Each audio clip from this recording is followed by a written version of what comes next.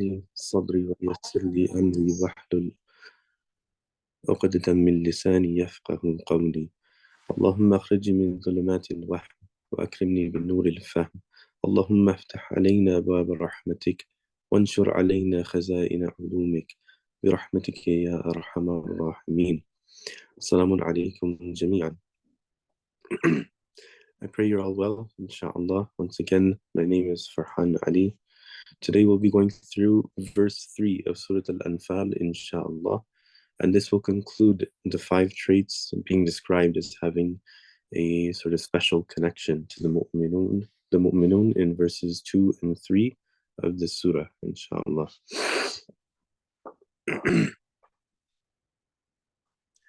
So once again, to continue with the tradition of beginning such sessions with the kalam of the Ahl al-Bayt, alayhim as-salam, we'll begin with a short hadith, inshallah. So Imam Ali alayhi salam says, لَيْسَ لِأَحَدٍ مِّن دُنْيَاهُ إِلَّا مَا أَنْفَقَهُ عَلَى أُخْرَاهُ.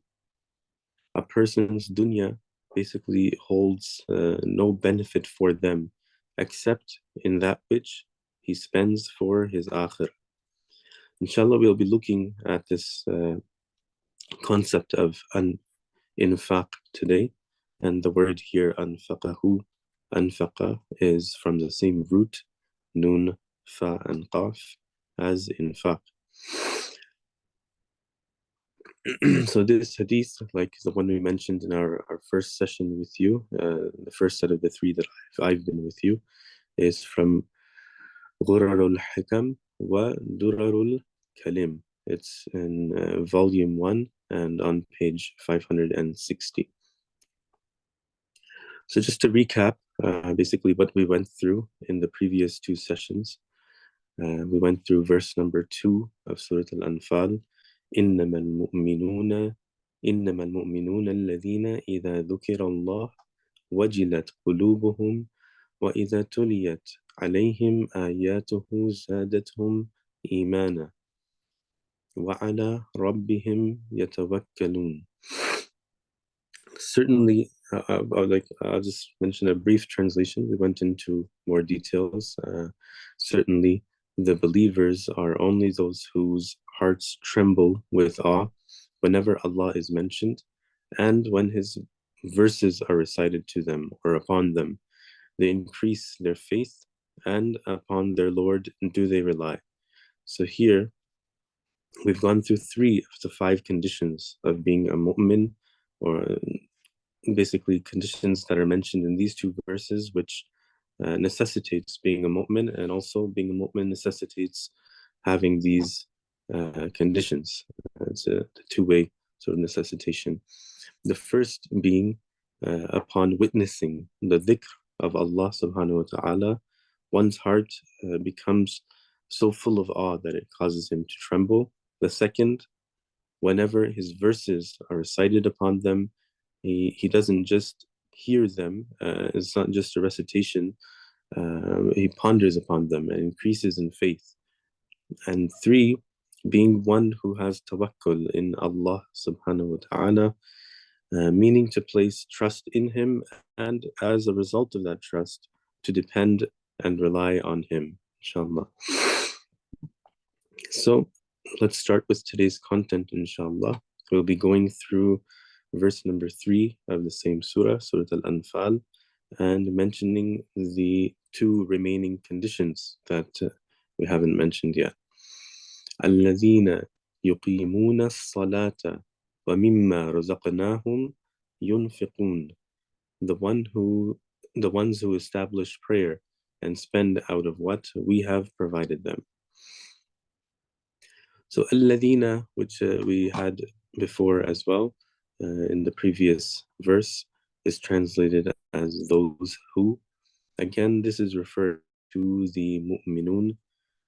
Please note that the 2 following traits that were coming after this alladina, the second alladina, there's a separation here between the previous verse and this verse. These 2 traits have more to do with external manifestations of the mu'min rather than traits which are manifested internally, which we focused on in verse number 2. يقيمون. So this word is basically translated as to uphold or maintain. The verb tense being used here is present future.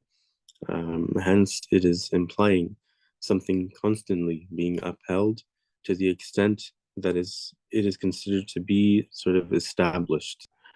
What is it that the mu'minun are constantly striving to ensure is upheld and maintained and established is the next word, basically salah, which we all know, alhamdulillah, is translated as prayer.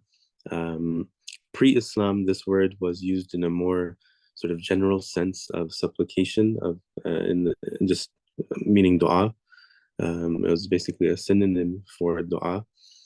With the establishment of Islam, one may say that sort of since salah was actually seen and understood as the most perfect form of supplication and communication with Allah subhanahu wa ta'ala, that this caused the word salah to actually take on a new meaning after Islam was introduced. And this meaning is more specific than just a general supplication, and it's what we know as salah today. Basically, the prayer, mustahab and wajib prayers that we have today, that we know as salah today. Now, with the previous word, yuqimuna, in mind, we're talking about the mu'minun upholding and establishing the salah. A couple of ways this can be interpreted is one, that there is a constant and continuous strive to establish an environment where prayer can exist. This salah is a manifestation of our submission to Allah subhanahu wa ta'ala, hence striving towards the establishment of an environment where salah can not only take place on the individual level, but also collectively is a quality of the mu'minun. Two, always being in the state of salah, always seeing oneself as being before Allah subhanahu wa ta'ala.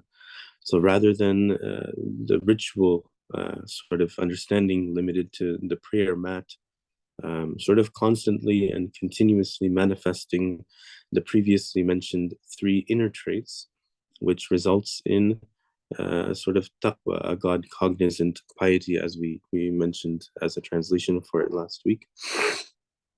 An essential aspect of supplication and intercession is being in need.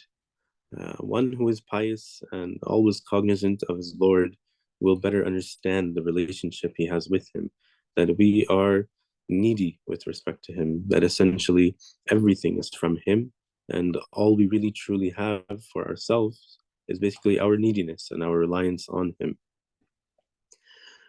Moving on to the next words, وَمِمَّا رَزَقْنَاهُمْ, and from which we have provided or bestowed upon them. So wa is just like and. We've had it in the verse before. It's a word which is just like and. It's conveying sort of relevance between what was mentioned prior to it and what is to follow. Now, mimma razaqnahum, from which we have provided them or bestowed upon them. Here we have a sort of a combination of words which are sort of attached together. Mimma is actually coming from min, meaning from, and ma, meaning that which. And together, they're often brought together as mimma. Razaq is derived from the roots ra, za, and qaf, which is basically rizq, to provide, to bestow. And the na attached to it, razaqana, that na is associating the razaq, basically to Allah. The na means we with a capital W here. So Allah is referring to himself as we. So basically, with what we have bestowed upon them, we have provided them. The hum now is going back to the mu'minun at the end. So this is associating with what Allah is bestowing and providing to the mu'minun. An important concept to note here is that of ownership. The mu'minun are those who understand and truly believe that everything they have is from Allah subhanahu wa ta'ala, that He has true ownership over everything. What He has provided to us to make use of temporarily is an amanat, something sort of given to us to keep safe, to use in a halal manner, and to spend in a halal way. So this is not just limited to monetary things or things commonly seen to have monetary value. This extends to basically everything. Everything is a bounty. Everything is something that Allah has provided. He has bestowed upon us, from our eyes to our ears to our mouth, what we use our eyes to look at. One can spend their life sort of viewing things which they shouldn't, which are haram to look at or look down upon, or they can spend their life using their eyes to read the Holy Quran, for example, and to perform other types of ibadah. Likewise, we can use our ears to listen to things we shouldn't be hearing, like people gossiping or backbiting, etc., or make use of them in a halal way and safeguard this amanat which He has bestowed upon us. And our mouths, subhanAllah, if we look in the book of Shahid Dasbib Shirazi, Gunahane Kabira, basically, I think it's translated as greater sins. There's a section there close to the beginning where he's talking about one's parents and basically them being sort of pleased with you. And if you see the impact that the parents' pleasure with us has on our journey towards Allah subhanahu wa ta'ala there, especially the gravity of how pleased one's mother is or isn't with us, it's just sort of a glimpse of how careful we ought to be with our words we use and the tone we speak in. Reading that section, really, it's a very moving section. I didn't get a chance to check exactly what title it was under, but it's close to the beginning in the first few chapters of it. Definitely try to take a look at it, inshallah. Although the translation isn't too great, the points are generally conveyed in a decent manner. So moving on, inshallah, to yunfiqun, they spend, basically. To yunfiqun is saying they spend. So the root letters here, nun, fa, and qaf, basically infaq is another derivative, yunfiqun, of the word that we used in the hadith at the beginning. It's not just giving or spending or donating. Rather, it encompasses both finding the need, i.e., where it is sort of haq to carry out such spending, and the action of fulfilling that need itself, the spending in itself. Now, this is not limited to just spending money. It includes basically identifying any need of another person which needs to be fulfilled, regardless of it being monetary in nature. In order to do this and to sort of establish this infaq and be among the mu'minun, those who spend, those who sort of fulfill, who identify the needs and fulfill them. The mu'minun who are mentioned here in the verse, one has to basically be able to identify what the need is before sort of working towards fulfilling it. So also a mu'min is not someone who expects something in return for this sort of charity that they're giving, whether it's through favors or payment or preferential treatment, etc. No matter what the case is, how big or small, in this instance of infaq, there's no expectation of something in return. As when what they have to give, as we mentioned, and the concept of ownership wasn't truly theirs. They understand that it wasn't truly theirs to begin with. Rather, it's His, Allah subhanahu wa ta'ala's property. And He left it in our possession so that when the opportune moment arises, the mu'min does infaq and we fulfill the needs of each other. Just like yuqimun and yunfiqun here is also the present future tense, which we mentioned. Therefore, it is also something which needs to be carried out constantly and continuously. Does this mean you always need to have money in your pocket to give to those who are in need? No. As we mentioned, that this is not limited to spending money and or things of a monetary nature. One can do that. Obviously, it is good. It's always good to give money to the needy, and we actually have instructions from our fuqaha not to turn away someone who is needy. But however, basically at the same time, we should have ongoing efforts to sort of identify and fulfill the needs of others and be honored to basically have been chosen as this sort of wasila for Allah subhanahu wa ta'ala's rizq to reach another. One final point to consider here is this sort of false sensation that a lot of people have when they're attached to things. They have an attachment to the material. When they give, then they have this sensation of losing something. So just because you've given something away, it doesn't mean that you've lost it now, like you've lost all benefit from it. When our intention is giving for Allah subhanahu wa ta'ala's sake, it is never the case that we have lost out on something. Rather, we have gained. We have gained something which is everlasting beyond the material realm. All material things are obviously finite, and basically, what better way is there to make use of something material and finite than to use it in a manner which provides a result which is infinite, it's everlasting, something which has effects both in this world and the hereafter. So now how can we identify what true needs are? How can we sort of understand what needs truly need to be fulfilled? And furthermore, basically what priorities they should be fulfilled in. In this situation, it was very confusing at times, and it's hard to sort of do tashkhis to determine. If one is not sure, and even if you think you are sure, it is ideal sort of to consult, inshallah, with a scholar who you have some sort of relationship with, someone who you have an open channel of communication with, at least. And if there isn't someone, sort of establish that relationship with someone and get their confirmation for proceeding.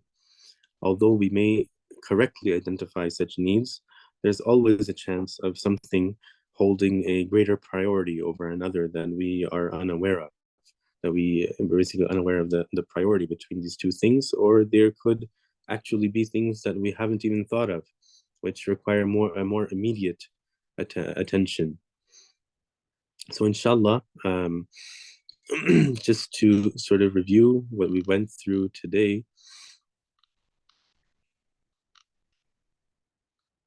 the third verse of Surah Al-Anfal, الَّذِينَ يُقِيمُونَ الصَّلَاةَ وَمِمَّا رَزَقْنَاهُمْ يُنْفِقُونَ, the ones who establish prayer and spend out of what we have provided them.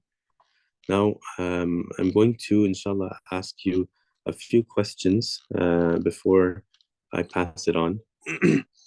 So, inshallah, basically, starting from the beginning, the verse number 2, and including a couple of questions, maybe one or two about verse number 3.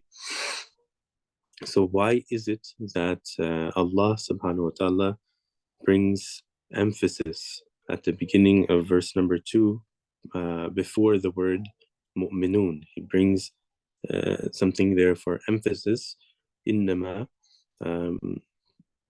Just, yeah, any ideas of why it is that he brought a sort of emphasis before the word mu'minun?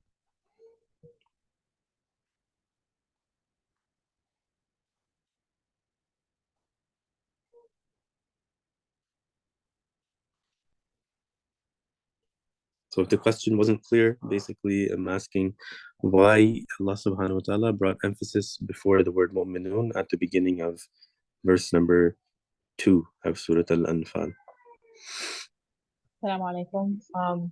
I think it's just to emphasize that it's a certain state that one must be in to be a true believer, not just in saying, but actually in embodying actions. which follow through in the verse as it continues. Okay, didn't know. Anyone else have any ideas?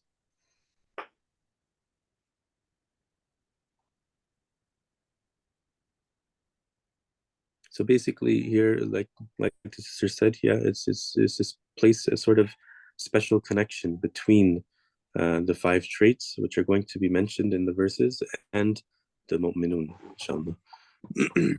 So another question that we mentioned when we were going through it, the word idha, its use implies something specific. It was used twice in verse number 2. What exactly does idha imply?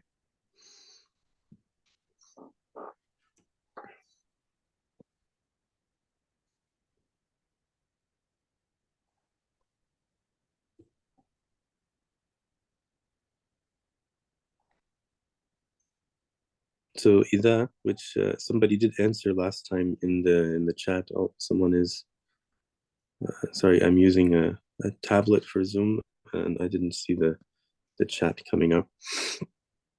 So yeah. So basically, the brother's saying, I believe last time we said that it was a cause and effect relationship. Yes, alhamdulillah. It's basically a causality being described, a condition is usually and what follows idha when it's used in Arabic. So the next question I have is basically what is similar between the two words dhukira and tuliyat?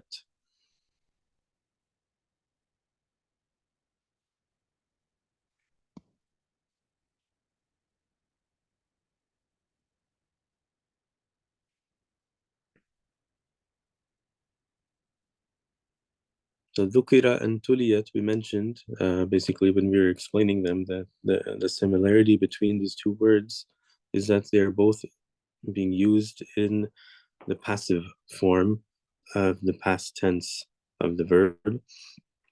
And basically, the reason why understanding that it's being used passively is important is because here the emphasis is on the action of dhikr or tilawa rather than placing any sort of importance or attention on who is doing that. It's simply just the action, only the action which is being emphasized here and which attention is being drawn to. So there were two concepts that we mentioned in the word iman. Can anyone tell me what those two concepts were? Just basically like two words, even if you mentioned that, that would be enough. Is it the qalbi and amali? Is that okay? So that was actually the two of the three types of dhikr. Yeah. Yes, so in iman, there no, it's fine. In Ascent, thank you for trying to answer. In iman, there was two words that we mentioned are basically concepts that have to do with the word iman.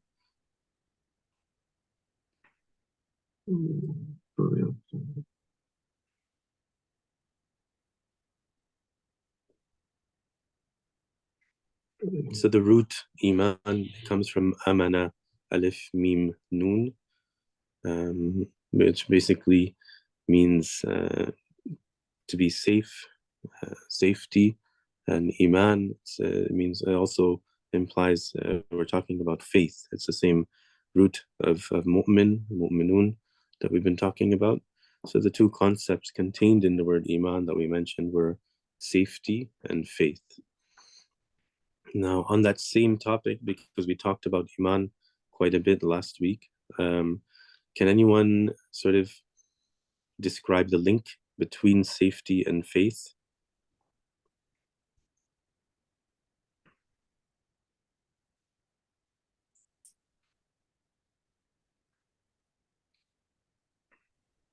So by having faith, you're essentially protecting yourself from spiritual deficiencies that might manifest into the physical as well, like in this realm, and then also in the hereafter, once you pass away. Okay, yeah, alhamdulillah. Does anyone have any other points to add?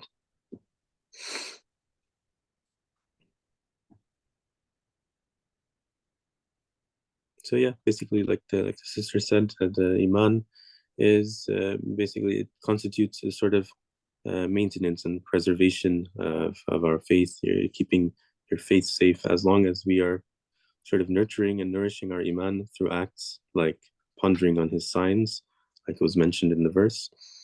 We are sort of safeguarding our beliefs, and our beliefs at the same time, our iman, not only are we safeguarding it, it is sort of taking us towards taqwa. That is something that is also safeguarding us. So it's a two-way sort of street of safety here. Just to quickly finish up, inshallah, can anyone explain what tawakkul is?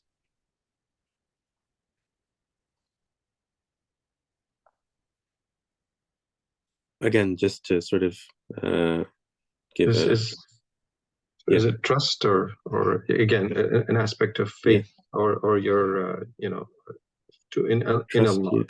subhanahu wa ta'ala? Yeah, trust in Allah. Yeah. So there was two aspects to tawakkul that we mentioned. Trust is one of them, and the other one is a result of that trust. Do you remember what it was? Right.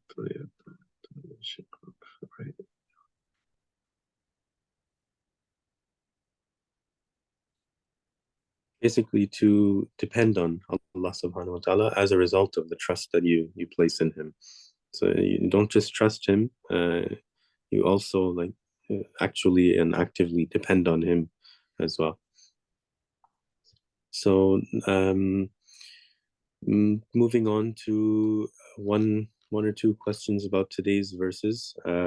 What are two ways that we said that maintaining and establishing the salah can be interpreted?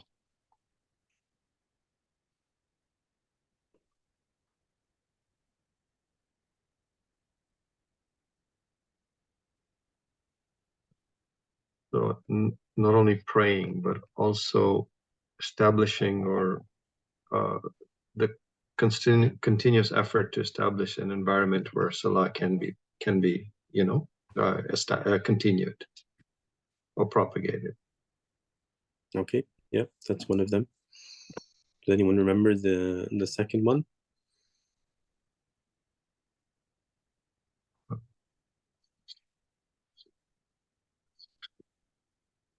So one of them was establishing the sort of environment where Salah can be established, and the other one had to do with the self, the person always being sort of in that state of Salah, where they always see themselves as being before Allah.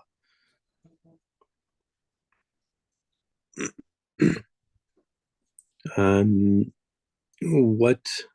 So sorry, I have a question. If Yeah, you're yeah, always please. seeing yourself before Allah, isn't that being part of taqwa, being conscious of God conscious? Yeah, Iman So and Taqwa are very like directly related to each other, and definitely, like this is all of this basically will be resulting in somebody's taqwa, to their sort of God cognizant piety, as we translated it, to increase and to actively be uh, to be there, inshallah.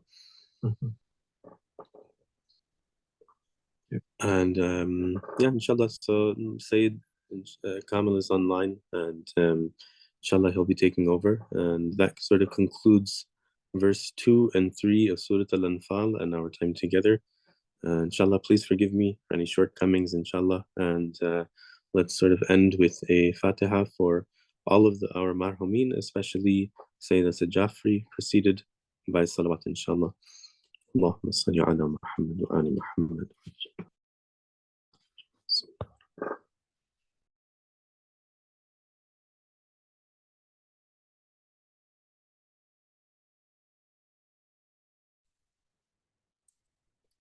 أعوذ بالله من الشيطان الرجيم بسم الله الرحمن الرحيم به نستعين الحمد لله رب العالمين وصلى الله على محمد وآله الطيبين الطاهرين. Can you guys hear me clearly?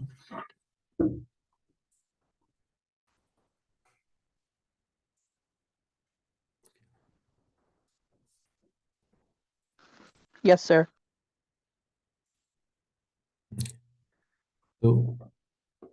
So far, our discussion in understanding ourselves and pre-ahkam has come to this one singular point where we're trying to see that how and what exactly is the relationship between some external factors and internal factors in terms of development of the nafs. So now whenever we have actions that we commit to and we perform, what relationship does this action of ours have with our nafs in particular, right? And so this particular chapter, inshallah, if you don't have any spillover into the next chapter, we'll be covering this particular concept. Okay.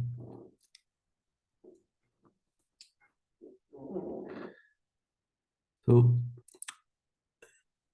the effects of our actions, right? They can be seen both at a physical level and a metaphysical level. So let's look at the physical level first and give explanations and explain concepts and so on and so forth. I'll also be posting a small clip of a YouTube video that explains one of the concepts we're going to be covering today. Perhaps some of you guys will be familiar with that concept. Okay, so let's look at just the physical level first, right? So when we perform actions, actions themselves, if they're performed in a particular way, actually start to change the manner in which the brain activity actually occurs in a person. So in biopsychology, we have a concept called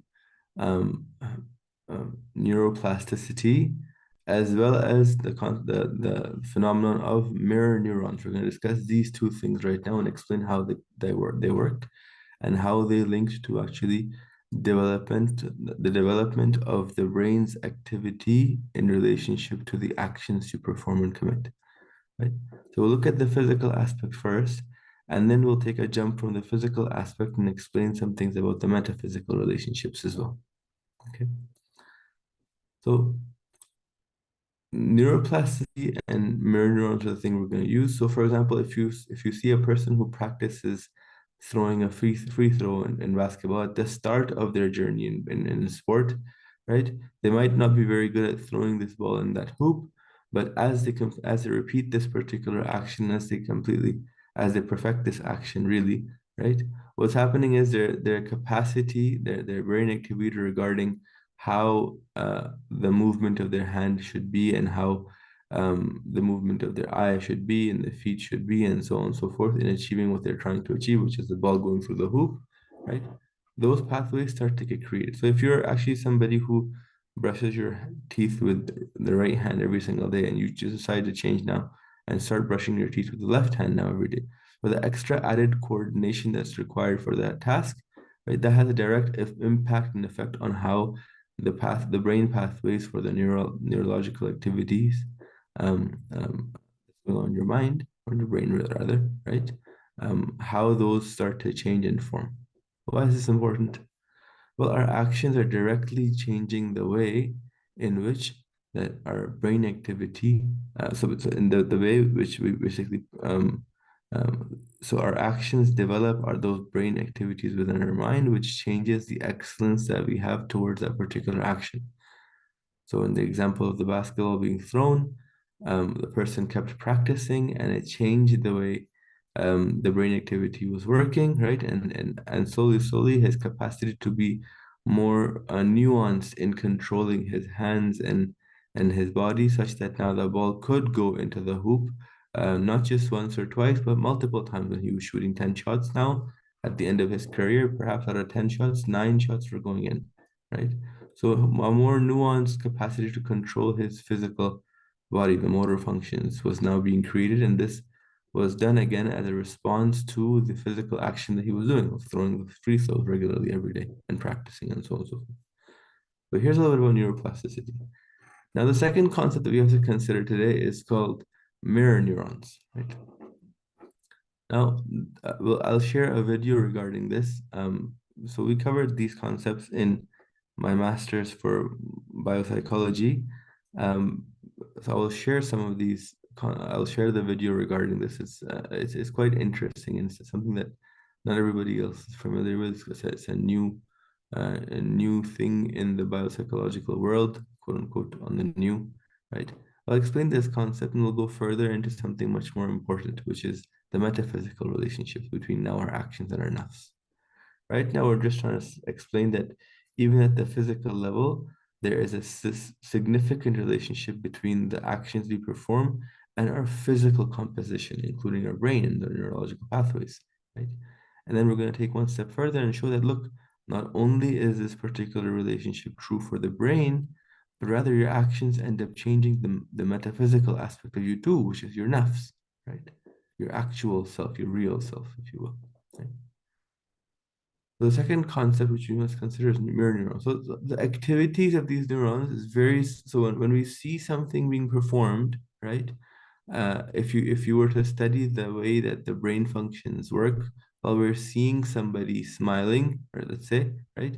And how the brain functions work when we are smiling ourselves, those two brain functions are extremely similar. If you see me closing my eyes, it's because I haven't had sleep for 3 days. My son is jet lagged and yeah, so it's okay. I'm still awake. I'm talking to you. So my eyes, I sometimes might not be able to keep them open for the very, very long. Okay, so if we see somebody smiling, the way our brain function works in those situations is very similar to if we're smiling ourselves. And they did multiple tests on that, and then they kind of pointed it out towards this particular neuron firing and said, well, you know what? This is a function of a brain neuron. So what a brain neuron does is that, mirror neuron. What a mirror neuron does is that it allows for you to have a very similar reaction to things that you see as if you were doing them yourselves, right? And the example of a smile is what I gave, and the film that I'll be sharing with you uses that similar example as well. So hopefully this week I'll post that. So biopsychology now comes and explains that, listen, you have to consider that these two things play a big role in how you actually go about your day and different scenarios of your life. Now, two main scenarios that we're going to be looking at is, for example, sports spectators. So you see, sports spectators, right, consider this scenario, when they're intently seeing their team score a goal, right, as the attempt is made, they become anxious and they become like, as the outcome becomes clear that it was a successful goal, like they burst out in cheer, right? And they actually feel like this particular cheer. It's not like a faked cheer. Like it's really, they feel this happiness and it's as if that they've succeeded, right? So they see the success of some entity, this team that they're really involved with, they really like. And when this team succeeds in scoring a goal, right, the happiness and the anxiety leading up to the goal is almost as if they were the ones performing the actions and they were the one playing the game. And when they actually do score and win, it's almost as they are the ones that have actually won, right?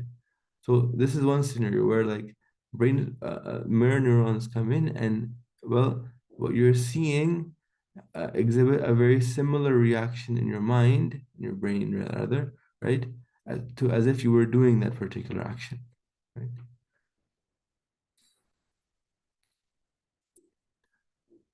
A second scenario I want you to consider, this one is now much more detailed and much more deep and actually has now much more realistic repercussions to you and me, which is going to the cinema or for going to watch a movie, basically. Now, when we go see a movie, we enter a state where we don't judge what we see as good and as bad, right? In the actual sense. We have a pseudo reality that we enter now, and then based off of that reality, now we judge whether something is good or something that is bad. For example, let's say you enter a theater and you're watching Lord of the Rings, right? In Lord of the Rings, there's kings and their kings do a whole bunch of stuff and there's people and killing is going on and so on and so forth. In that pseudo reality, you take on socially right things based on that movie that you're watching. Like in this movie, for example, it's possible to have this person as the king and is passed down by lineage and so on and so forth. At this point of watching, you're not matching that thing that which you're watching with the reality that you live in. So you're not saying that, wait a second, we don't believe in kingship. I don't believe in kingship. I believe in, for example, the rulership of Allah and the rulership of those who Allah has appointed and so on and so forth. No, I believe in this. Right? I don't believe in this kingship and so on. You don't do that. You actually enter a pseudo reality world where you actually assume the reality that you've been presented with. So, for example, if you go into see and you go into watch a movie that has some aspects that kind of go against what you know reality to be like in terms of physical laws as well. While you're watching, you'll be like, oh yeah, cool, this person can fly. That's so cool. Like you accept that. That acceptance takes place, right? But the pseudo reality places you in a place where now your nafs, when it comes into contact with these scenes and these scenarios, right, starts to judge them and accept them based on the criteria other than the real criteria, right? So the larger involvement that your nafs has with this type of an environment, right, the more your nafs becomes capable of and has the capacity of now, right, to interact and accept these pseudo realities. There's a book, I wish I could share it with you guys, it's in Persian, which talks about the exact effect of us watching and how the pseudo reality works in a philosophical manner. So I guess I'll share some points from that book in the week as well. Let's continue forward. So in this particular scenario now, so when we go to see a movie, we enter a state where we don't judge what we've seen as good or as bad in its actual sense, right? And we give the example that, well, somebody, let's say somebody in this movie innately, somebody who's going to see the movie innately believes that there is no God except Allah. So he sits and he watches the movie, and the protagonist believes in multiple gods or no God at all, right?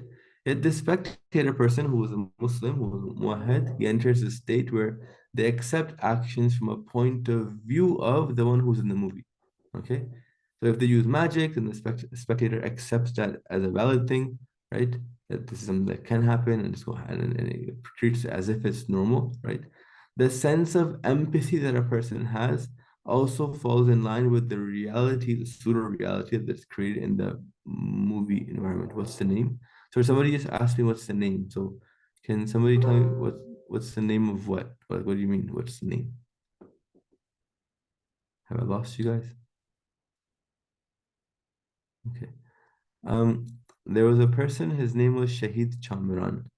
Okay, he was somebody who was a very important figure. He has written a book. It talks about the effects of cinema and effects of movie going on the person and their nafs. And now from one of the muassasat here, one of the Islamic philosophy muassasat, thank you.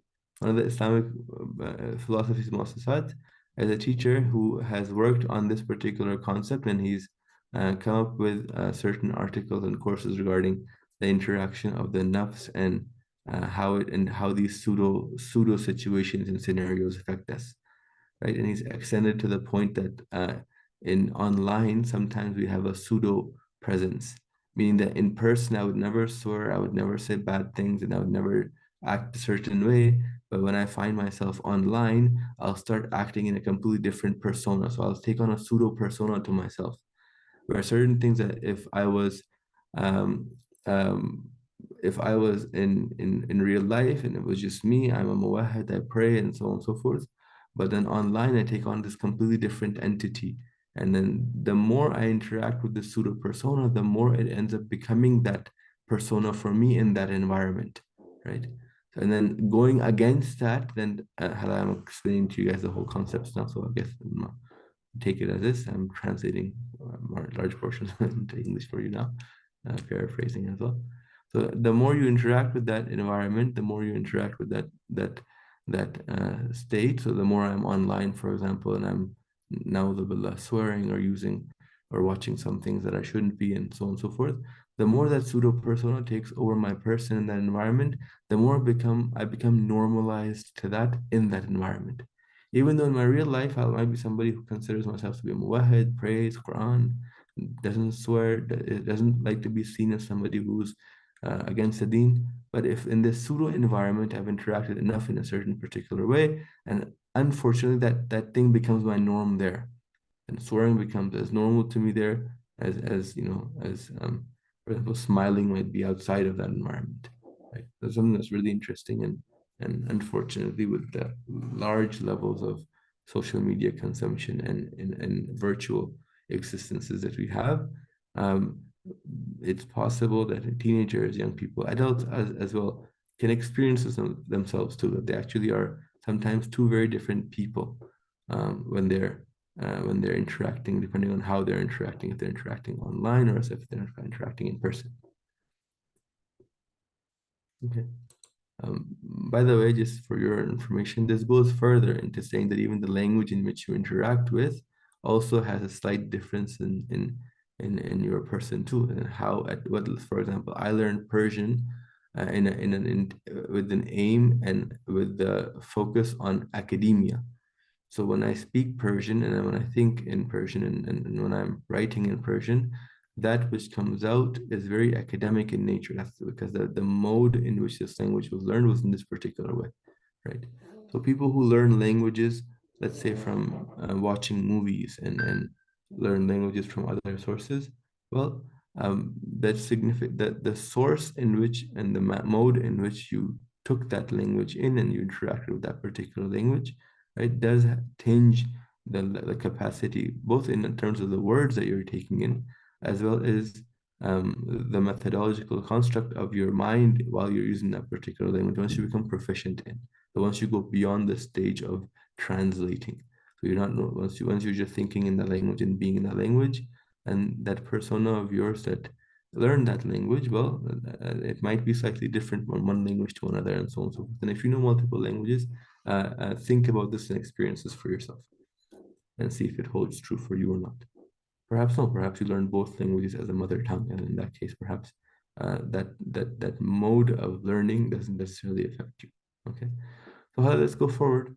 So in this pseudo state, the spectator finds themselves that their nafs is now accepting things which otherwise they would never have accepted. So they're accepting seeing things like magic or kissing or other things that if outside of the cinematic world, right, outside of the pseudo environment, their existence wouldn't accept these things, wouldn't be okay with these things. Actually, might be going to protests and rallies that go very much against these concepts and these things. Okay, in terms of, for example, certain relationships and so on and so forth, right?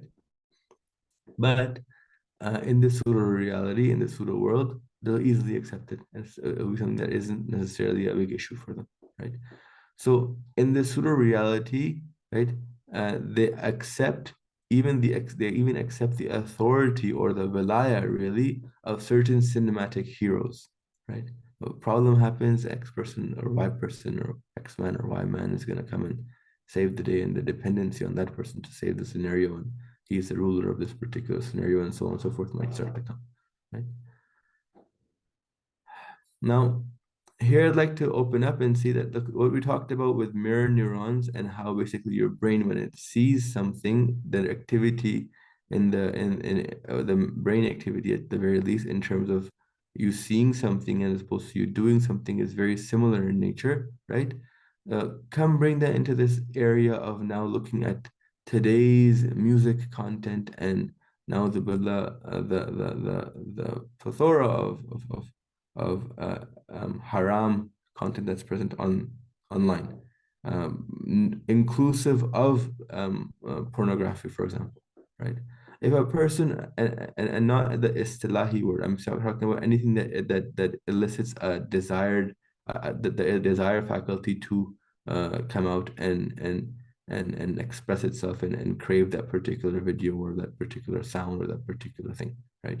So there's a technical term that we have for that we take it, these types of movies are R-rated plus and so on and so forth. But in reality, there's also this idea that it's possible for something a simple YouTube video, a simple Instagram video to now also have aspects to it which basically pull in the desire faculty, right? So for us, that's pulling in of the desire faculty is what needs to be considered, not necessarily what the world decides if this is R-rated or PG or G or whatever the case may be. The whole world can come and say X movie or Y movie is G-rated. It's perfectly fine. But if at the end of the day, the imagery there, the content there, the method in which the movie was filmed is such that it takes in my carnal desires and pulls them towards watching this, and they get basically activated. And in this particular movie is not a movie that basically is helping me control my faculty. It's a movie that is actually aggravating that faculty, making it harder to control that faculty. It's like you have a horse and somebody comes and you're trying to tame that horse and control it and put a collar on it. And while you're trying to do that, somebody comes and shocks the horse with a shotgun, with a shocking gun. You know these shotguns that they have to like sometimes to control large herds from going one way or another way. Let's say someone comes and shocks the horse while you're doing that. Well, once the horse is aggravated, controlling that becomes near impossible, right?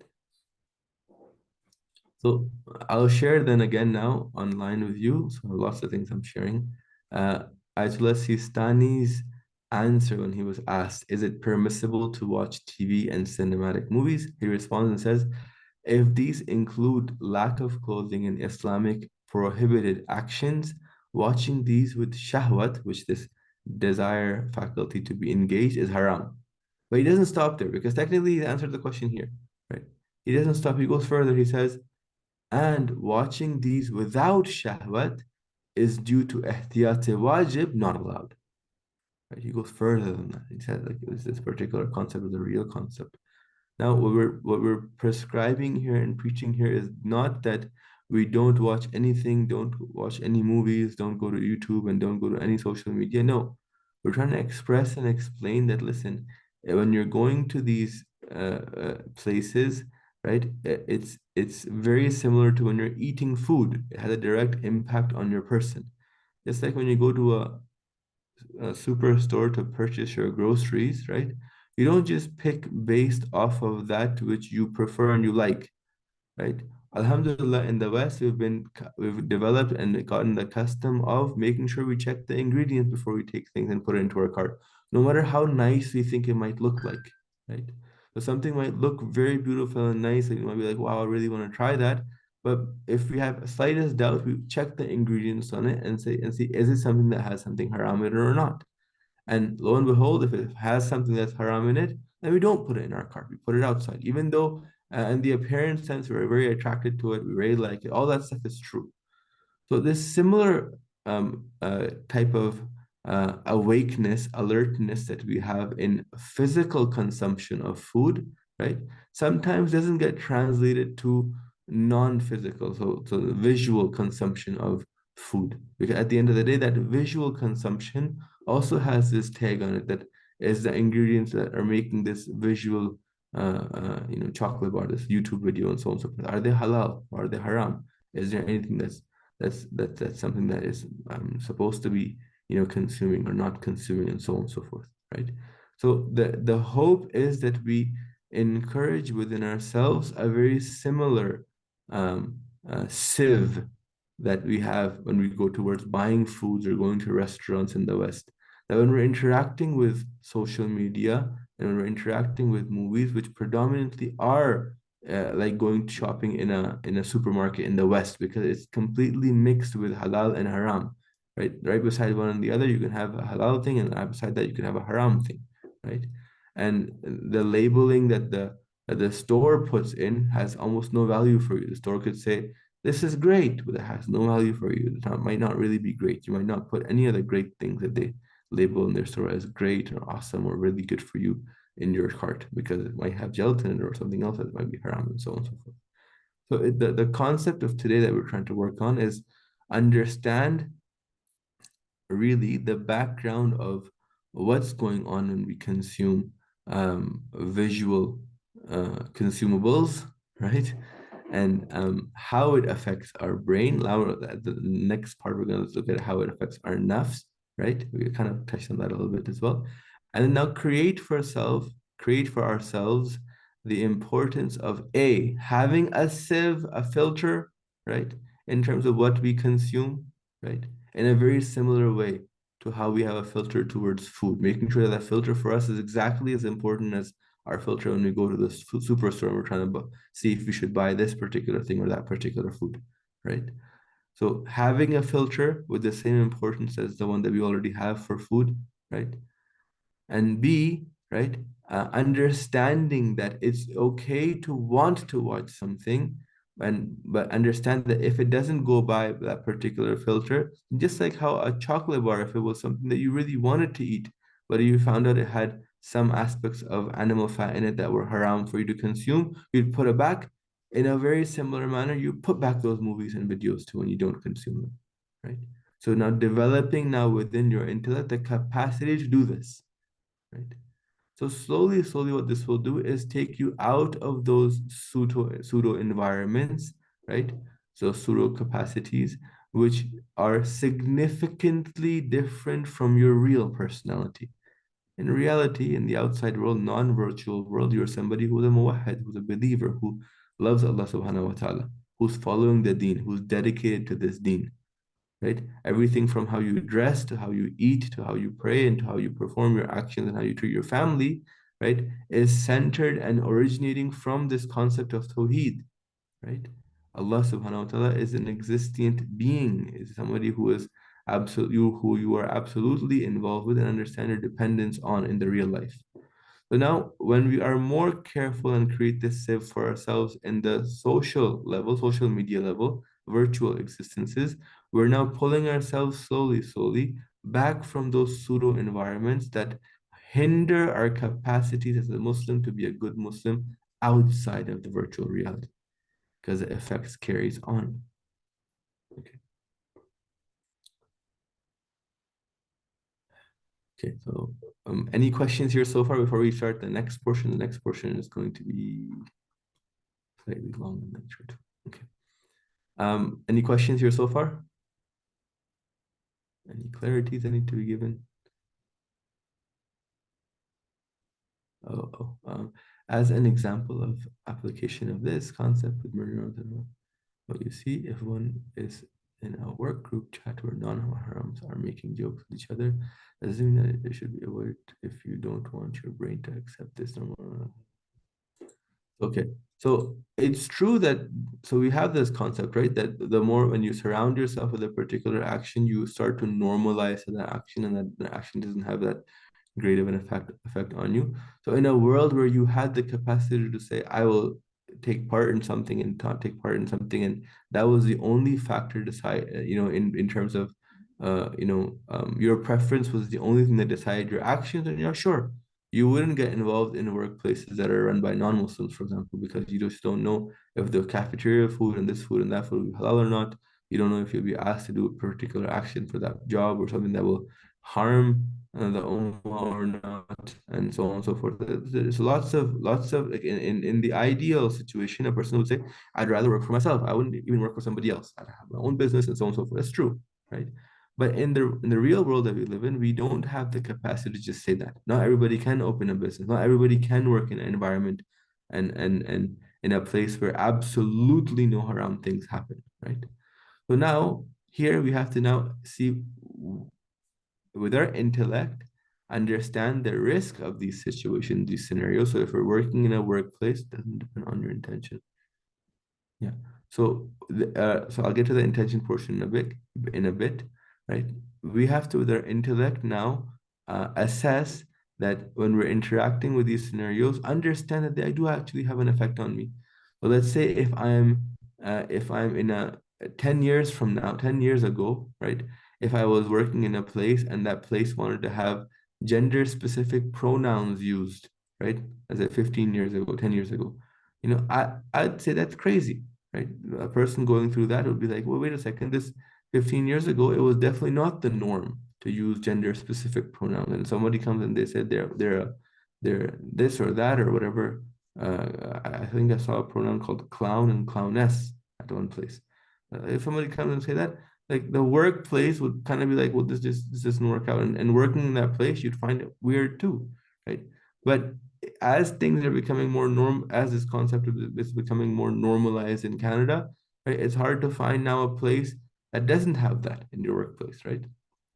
And as you use these pronouns, and as you use these in your writings and your addresses and your meetings and so on and so forth, which you're forced to, you have to use them, right? Otherwise, you get into a lot of legal trouble, right? What's happening is the person today is more normalized to this than the person 15 years ago, right?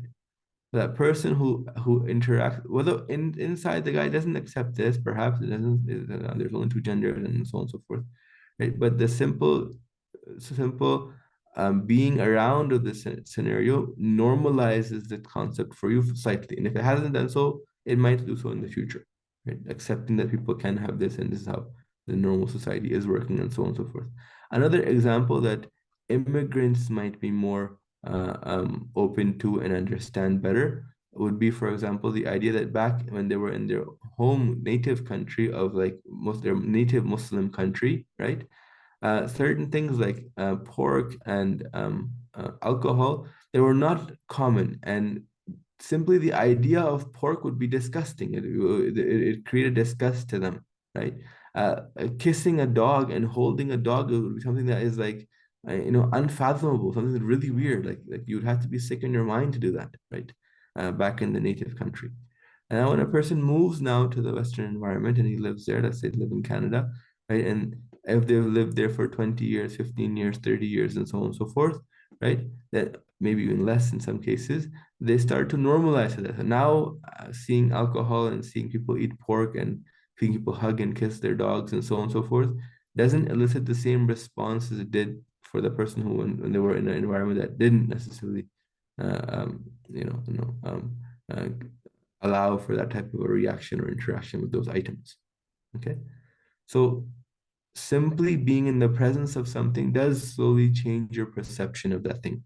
Okay, now to the question and comment about the intention. Absolutely correct that our intentions definitely change the outcomes of our actions. So for example, if I was to pray 2 rakah salah and my intention is to please other people around me, right? And that's it. And that's all my intention is. Well, that salah might not necessarily have the same value and no value at all. Okay. Perhaps as compared to the salah that I'm praying the salah for the sake of Allah. Because Allah has made this particular thing wajib on me, and I feel honored and blessed that He's allowed me to interact with Him. So now this third intention now, which is different from the second one. Second one was I'm praying it for Allah because He's made the wajib on me. At the third level, my intention is I'm praying salah because it's a gift and I've been honored to be able to now communicate with the creator of the universe, right? So now this third intention towards performing the same salah is at a much higher level than the first and the second, right? So both, well, in terms of our fiqh, both the second intention and the third intention might make the prayer valid, right? The effects of that prayer between the second intention where I'm praying because the prayer is wajib on me, it's an obligation, right?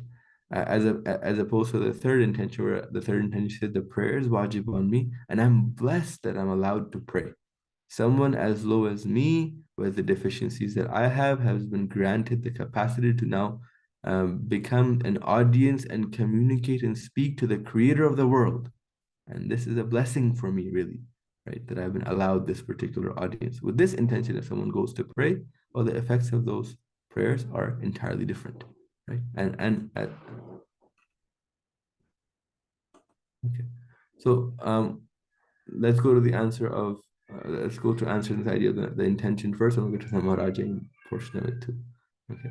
So if we go to the intention aspects, if you're joking with non-mahrams and your intention is in your joke, what your joke is your joke dependent upon that or not? Well, there's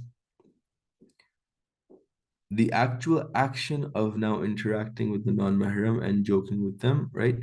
That action, the performance of it, and the coming into making that particular action a normalized action for your person, right?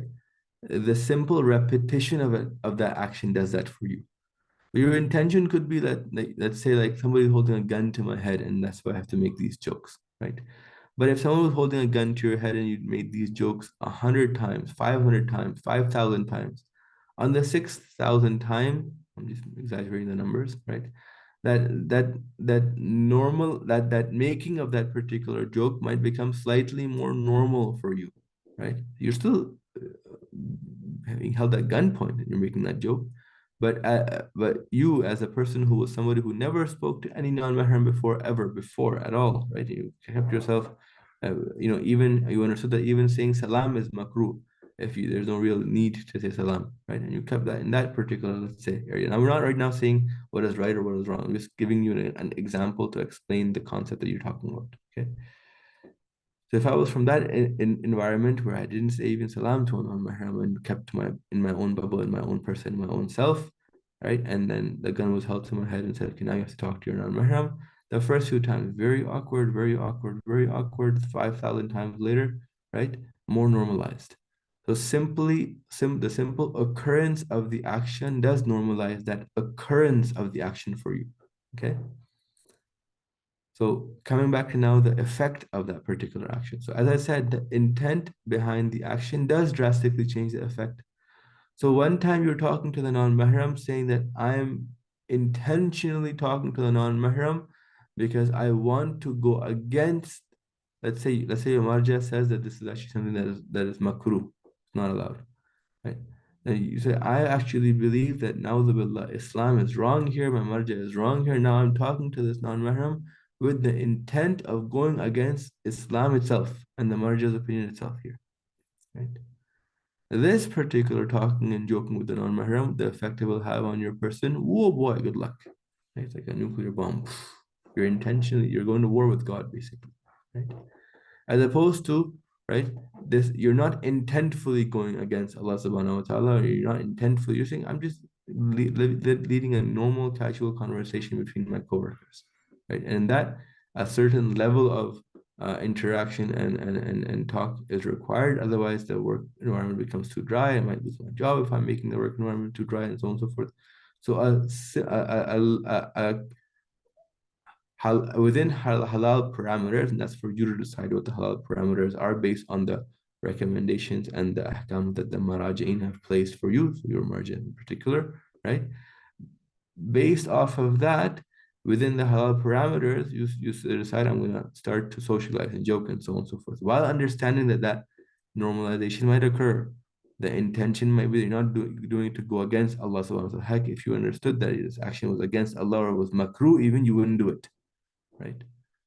So that effect of that particular action with this specific type of intention now is vastly different from the effect of the action that was done in inad, in opposition to the deen. Okay, so yes, your intention do change the effects of your action. Last comment, then we're going to go into the actual content, inshallah. We're going to go back to the content.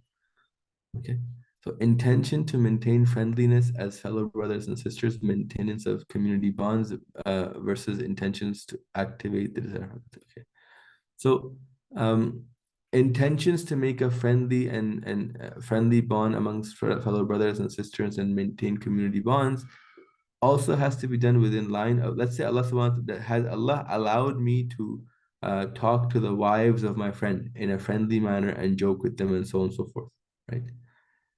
I have to actually answer that question before I say that my intention is to create a friendly bond. That friendly bond, if it's devoid of the permissibility of Allah, like if Allah does not allow that, like if he has built a restriction there in the ahkam, and that friendly factor really has no real value, right? Like that friendly factor, I could be creating a friendly factor within the community or within friends and so on and so forth. But if it's something that is going against Allah subhanahu wa ta'ala, right, then we're in trouble. That we're not necessarily developing a community. We're actually destroying a community then, right? Development and maintaining of friendly bonds amongst brothers and sisters are all in line with pushing ourselves and others towards Allah subhanahu wa ta'ala. So if we were doing something contra to that, then by definition, we're breaking those bonds. We're actually not, the community might become more friendly in the linguistical sense, right? But it might not necessarily be a good thing, right? The bonds between brothers and sisters in a gathering might become more friendly and more jokey and more pleasant even, right? But if it goes against the ahkam of the deen, then that might necessarily be a good thing. Right?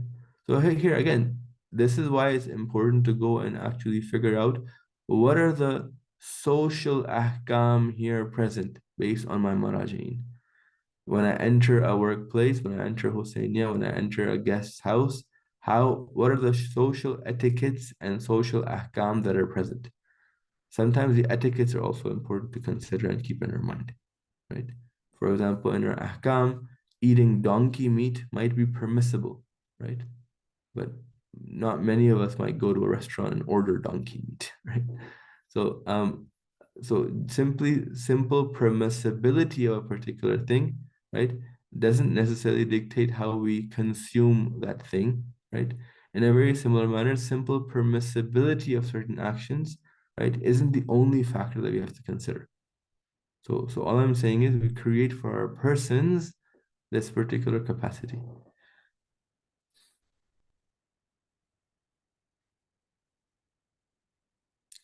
Even for the maraji who say it's halal to joke on the condition of there being no fear of the desire faculty, the ikhlaq aspect is major too. So exactly. So for example, the maraji'in might say that there's no fear of if there's no fear of falling into sin, let's say you can joke around. But I know that my friend's wife, whom I'm about to joke with, I know my friend is gonna get super upset because he's from a culture that people just don't talk to their wives. So I come over here and say, I tell him, wait a second, my manager has allowed me to joke with your wife, and I'm gonna joke with her. That's not gonna fly. That's not a socially acceptable thing to do, right? So there's more considerations to have than just the fiqhi permissibility, right?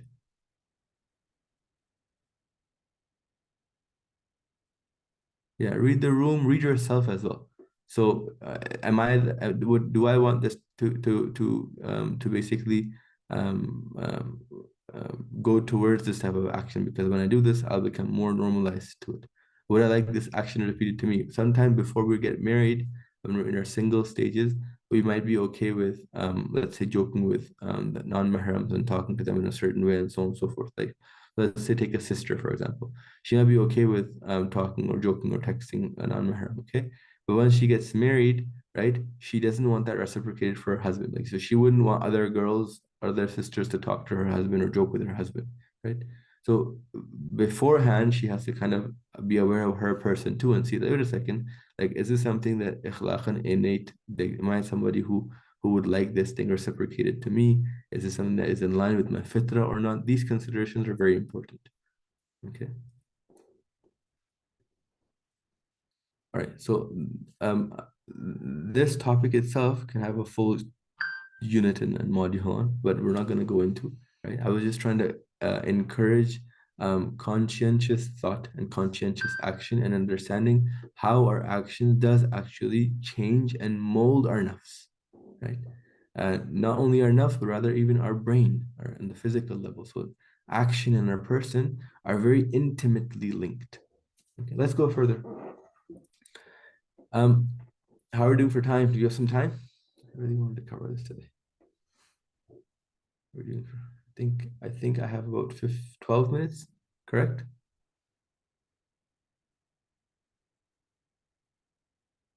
Okay. Okay. So after we understand the effects of mirror neurons and we understand the pseudo scenarios that we place ourselves in and so on and so forth, we can relate that our nafs has a very similar effect when we are willingly seeing an act or when we are performing that act. And this concept, right, this similar concept is there in many ahadith, right?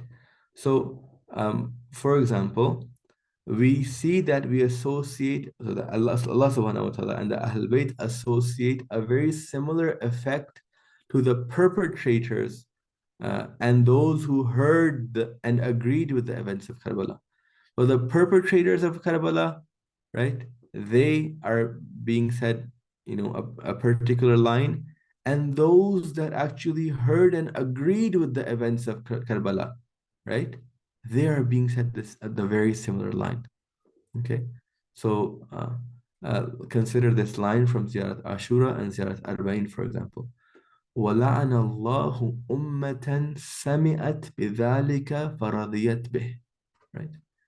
And so we do la'an to give the la'an of Allah to those who committed those atrocities. But that same la'an is also being given to now people who what? وَلَعَنَ اللَّهُ أُمَّةً سَمِعَتْ بِذَلِكَ فَرَضِيَتْ بِهِ. People who heard that which occurred and they were radi, they were accepting of it. They liked now what happened. They were okay with. They were even they were cheering on for now the shahada of Imam Hussein now, right? So people who were in that scenario, people now that doesn't have to be limited to that particular time. Any time now, a person who heard what happened to the Ahl Bayt in Karbala and was accepting of that, right? This la'an takes them on as well, right? They didn't do the action, they weren't the perpetrators of Karbala, right? But the la'an of Allah that we wish for by the Ahl Bayt words, right, on the perpetrators is the same. We say, وَلَعَنَ Allah is the same la'an of Allah for now those people who heard and performed this particular action and were heard and were agreeing to this particular action. Okay. The la'an of Allah is something that's real. It's not an arbitrary thing. It's not the case that one performs an action and the la'an is associated with the action. Right? The action is innately the groundwork, and at a lower level, the manifestation of the la'an itself. The person himself manifests that la'an for himself. Right? He becomes the example of the la'an by performing this action. It's not just this arbitrary association. It's a realistic association, right? Such that the effects of the action then is the la'an, i.e. moving away from the mercy of Allah. So by being happy with the death of the shahada of the Ahl Bayt, right? By perpetrating those actions in Karbala, those actions themselves are the things that take man away from Allah, away from the mercy of Allah. As following the laws laid out by Allah, so basically whenever Allah's laws and His mandate is not followed, that by definition, because there's no benefit in it for Allah subhanahu wa ta'ala, yet He holds a commanding rule over us, right? By simply not following His law, by simply not obeying Him in that, we are obeying other than Him. So we're obeying ourselves, really. And this is where the week's question came in. That when we're obeying when we're obeying our faculty of desire, or faculty of anger, or faculty of waham, imagination, which leads us away from the ruling of Allah subhanahu wa ta'ala, it doesn't fall in line with the ruling of Allah subhanahu wa ta'ala, then we've chosen now other than Allah to follow. And then this becomes, at this particular level, shirk, right? Not shirk where you become najis and so on and so forth, but this particular level is still association of another with Allah subhanahu wa ta'ala. Right? It's a very bad thing. It's not a good thing. Something that actually taints our actions and molds us in a negative manner. Okay. I wanted to cover 2 hadiths and then hopefully we'll culminate today's session. Imam Ali's hadith here. Imam Ali says, الراضي بفعل قوم كداخل فيه معهم. So I'm saying that somebody who is accepting of an action of a people, he's like somebody who's with them, who's from the people. He's with the people, right? And then he continues, says, he says, وَعَلَى كُلِّ دَاخِلٍ فِي بَاطِلٍ إِثْمًا. And for every person who has entered, who's done something that's batil, that's bad, there's 2 ithms, there's 2 bad deeds. Ithmul amal bih. One ism is the act itself, the perpetration of the action. Wa ismur ridha bih. And the second thing is the ism, the sin of being accepting of the action being performed, right? So these both have effects on the person. So the hadith of Muhammad here shows that one who's accepting of an action of a people is like one who is from those people who committed the actions. Also states here that the committing of every batil has 2 bad deeds with it. One, the action of the impure deed, and second, the acceptance of that impure deed being committed. Right? The Imam goes further. There's another hadith from the Imam. It says, أيها الناس, O people, إنما يجمع الناس الرضا والسخط. Right? So mankind is gathered on the basis of acceptance and disapproval. وَإِنَّمَا أَقَرَ نَاقَةَ ثَمُودَ رَجُلٌ. Okay, so he says that the person who killed the camel of Thamud was one person. Okay, one person went and killed the camel of Thamud, right? رَجُلٌ وَاحِدٌ, it was one person. فَأَمَّهُمُ اللَّهُ بِعَذَابٍ. However, as the so let me read the Arabic fully first, and I'll paraphrase it for you guys. فَأَمَّهُمُ اللَّهُ بِعَذَابِ لَمَّا أَمَّهُ بِالرِّضَى. So, however, Allah subhanahu wa ta'ala, the punishment He gave was a generalized punishment for the whole of the people of Thamud. Right? Why?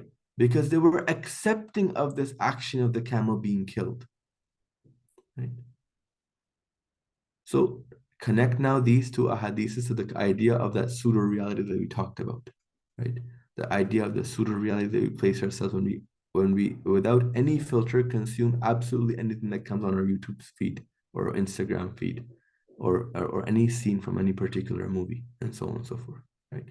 If we blanket statement accept everything in terms of our visual consumptions, right? We start to slowly accept that which we're seeing and completely, and it even changes our person and our personality in those scenarios and so on and so forth. Okay. So this ends the session here for today. I have 4 minutes left. So in this last point that I've written here, I'll share the text as well with you guys. I'd like to give you a take-home message of like developing this now, going towards why is friendship with a bad individual bad? So let us consider why friendship with bad individuals leads us to corruption. Okay. So is it the physical aspect of the bad person that's meant here? So if is it a physical aspect of the person that leads me to corruption? Typically, the interaction with a bad individual is a gateway to interaction with their actions, really, right? It's not their physical person, their 2 hands and 2 feet aren't the issue. It's the actions that person performs the issues. So why is it an issue? So these actions, so the interaction with a person is an interaction with their actions, really. So which are in fact what are the cause of us associating bad to these individuals. It's their actions that we see, then we say that Falani is a bad person or Falani is bad and so on and so forth, because we actually mean that he performed bad actions, right? And and those actions could be intense, those actions could be thoughts, tongue, like verbal actions and so on and so forth. And their interaction with said actions, in fact, is the interaction of our nafs now with the meanings that those actions carry, right? So backbiting, lying, swearing, so on and so forth. Now the interaction of us with these bad actions of this particular individual, who the individual is fine, right? Because it's a creature of Allah subhanahu wa ta'ala. But our interaction with these bad actions is actually the interaction of our nafs now, really, with those meanings that the actions carry. So hence the interaction with corrupt meanings starts to corrupt the nafs. Slowly, the nafs starts to accept being in an environment where swearing is done, where certain jokes, provocative jokes are normalized. The nafs first accepts the action from the friends and slowly normalizes to it. Right? Later, the chances of accepting of those bad things and even committing them now, the billah, become more plausible for the nafs. Okay. So far now we've covered a bit about the transference of the traits from external sources and how these transference of these traits from external sources cause a development of a particular trait and development of your nafs, really. We talked about pseudo-acceptances and environments where we place ourselves where pseudo-acceptances starts to take place, and how we need to have a sieve and filter for these environments in a very similar manner to how we have a sieve and filter for when we load our shopping carts in a grocery store, right? And then we talked about how if we don't have this, how slowly our interaction with these environments and these things can go towards the acceptance of these things. Right? So this concludes the session for today. The things that I have told you that I will post on the group, inshallah I will post. If you don't see me posting in the next 24 hours to remind me, right? I really would appreciate that. I pray that Allah SWT allows for the acceptance of this particular session and the continuation of it. And may He allow us the capacity to act on that which we learned. Sallallahu ala Muhammad wa ali Muhammad.